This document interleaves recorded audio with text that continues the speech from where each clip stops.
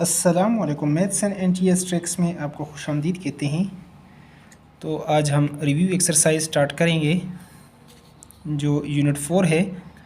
A dish is the comparison of two or more quantities or number, ratio, proportion, equality और addition. तो आपके पास इसमें जो correct answer है वो है रेशो, यानी ratio is the comparison of two or more quantities having same unit or numbers having same unit, तो इसको कहते हैं रेशो। ऑप्शन ए हमारे पास इसमें करेक्ट है। आगे हैं जो बी है, तो इसको भी सॉल्व करते हैं। Dish of two ratio is known as proportion, difference, equality, sum और एडिशन। तो equality of two ratios is known as proportion, यानी A ratio B is equal to C ratio D are proportional to C ratio D. तो ये basically equality है। Equality of two ratio is known as proportion. ये दूसरा option जो है ये आपके पास बिल्कुल करेक्ट है। यहाँ पर इस बुक में कुछ मतलब ऑप्शंस इन्होंने गलत दिए हुए हैं, उसका मैं आपको करेक्ट आंसर बताऊंगा। In a class there are 20 boys and 15 girls, the ratio of boys to girl is. तो यहाँ पर आप देख सकते हैं कि आपके पास 20 बॉयज़ हैं, तो बॉयज़ को आप ऊपर लिखेंगे, ये मैं लिख लेता हूँ बॉयज़ और यहाँ पर गर्ल्स। तो यहाँ पर 20 आपके पास बॉयज़ हैं, 15 गर्ल्स है। अगर 5 पर डिवाइड कर लें, 5 4 ज़ार 20, 5 3 ज़ार, तो 4 रेशो 3।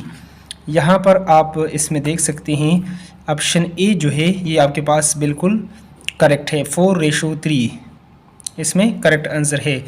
अगला है हमारे पास जो ऑप्शन है option D, two quantities will be directly proportional to each other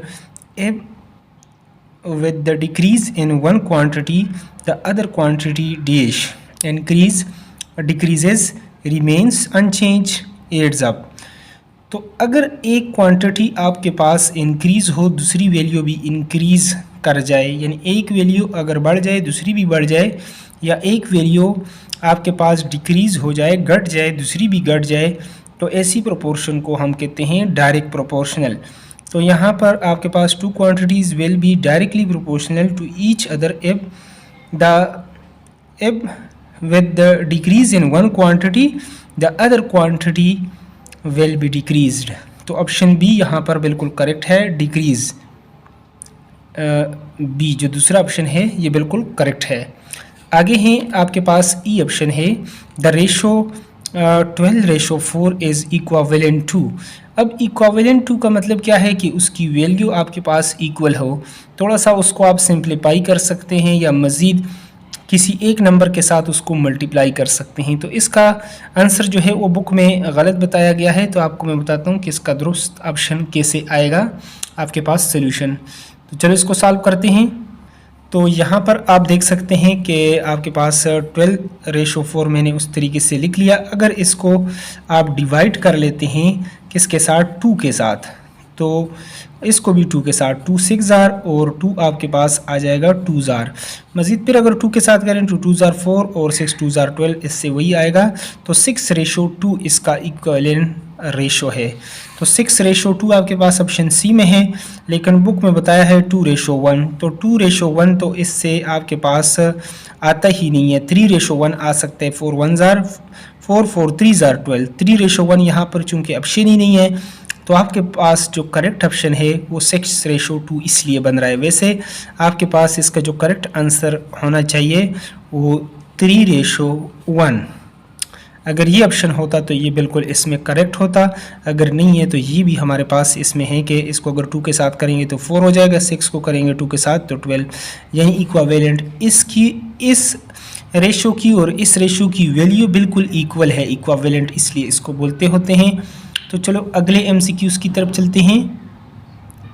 तो यहाँ पर जो अगला एमसीक्यूज़ है, if the speed of vehicles, आपके पास एक गाड़ी है, and the time to reach the destination is dash, directly proportional, inverse proportional, और सेम प्रोपोर्शनल, और इक्वली प्रोपोर्शन। तो देखो दोस्तों, आपके पास जो स्पीड है, अगर आपके पास एक गाड़ी 60 किलोमीटर पर आवर से वो स्पीड से जा रही है, तो वो इतने टाइम में वो पहुंचेगी। अगर स्पीड हम ज़्यादा कर लें तो आपके पास अब जो है टाइम वो कम यानी होगा। तो इसलिए आपके पास स्पीड जो वैसी v है वो डिस्टेंस डिवाइडेड बाय टाइम, यानी ये इन्वर्सली है आपके पास। लेकिन यहाँ पर आपको आंसर में पीछे बुक में कुछ और बताया हुआ है, लेकिन इसका जो करेक्ट आंसर होना चाहिए इन्वर्सली प्रोपोर्शनल। अगर स्पीड हम ज़्यादा करें तो टाइम आपका कम लगेगा, ये इसमें है इन्वर्स। तो इसमें ऑप्शन बी जो है ये करेक्ट होना चाहिए, इन्वर्सली प्रोपोर्शनल टू, यानी the speed of a vehicle and the time to reach the destination is inversely proportional. तो अगला MCQs है जी पार्ट को आप देखें कि ये क्या है। There is a R N dash proportional between length and width of a square. Length and width के दरमियान आपके पास कौन सा जो है स्क्वायर का, तो आप देख सकते हैं कि there is a dash proportional between length and width of a square. एक स्क्वायर, चूँकि ये आपके पास इस तरीके से एक स्क्वायर है, स्क्वायर का मतलब है कि आपके पास उसकी लेंथ और विड्थ जो है वो इक्वल है। अगर ये 2 सेंटीमीटर है तो ये भी 2 सेंटीमीटर होगा। तो अगर ये लेंथ इंक्रीज़ करे तो विड्थ भी इंक्रीज़ करेगा। तो इसका मतलब है डायरेक्ट है, इन्वर्स है, कंटिन्यूड है, अल्टरनेट है। यहाँ पर शायद उन्होंने कुछ और बताया हो, आप बुक में आंसर चेक करें, लेकिन यहाँ पर जो है डायरेक्टली प्रोपोर्शनल। अगर लेंथ इंक्रीज़ करेगा तो length is directly proportional to width, length increase करे तो विड्थ भी इंक्रीज़ करेगा। ये in the case of square, अगर आपके पास स्क्वायर है, रेक्टेंगल में ऐसा नहीं होगा, लेकिन स्क्वायर में ये आपके पास लाजमी है। तो ऑप्शन ए हमारे पास बिल्कुल करेक्ट है। लास्ट वन यहाँ पर जो MCQs है इसको भी कर लेते हैं। एच पार्ट है हमारे पास, तो एच पार्ट में आपको कहते हैं 76 इंक्रीज्ड इन 5:2। तो 5:2 अगर आप देख लें ये आपके पास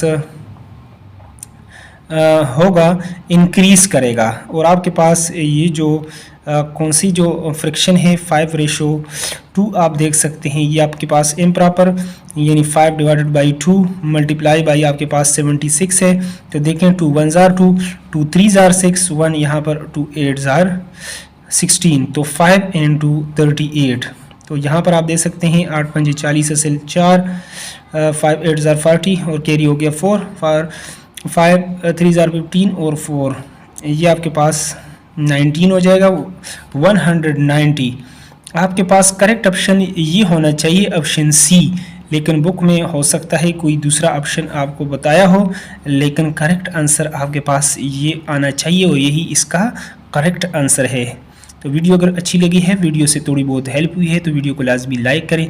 चैनल पर नए हो तो चैनल को सब्सक्राइब करें, ताकि इस तरह मैथमेटिक्स के इसके अगला जो चैप्टर हम करेंगे यूनिट 5 उसका भी आपको यूट्यूब पर बर वक्त नोटिफिकेशन आए। इसका जस्ट इतना ही फ़ायदा है। Thanks for watching the video.